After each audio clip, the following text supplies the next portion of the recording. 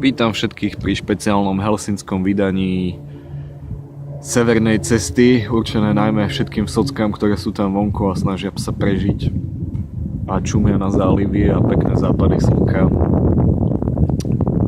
Konečne som dorazil do Helsing a našiel som svojho hostiteľa a ten mi požičal svoj bicykel, takže som bol aj nakúpiť.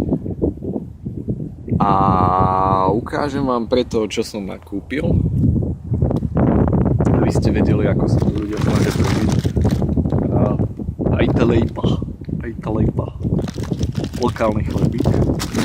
A k tomu Valimeren tahna, asi nejaké pesto.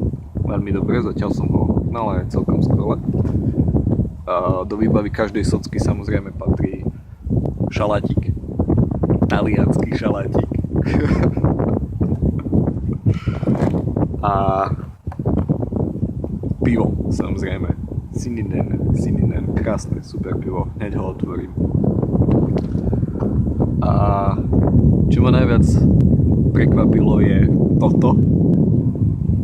Je to horčica v tube. Takže pozdravujem všetky socky. Snažte sa prežiť.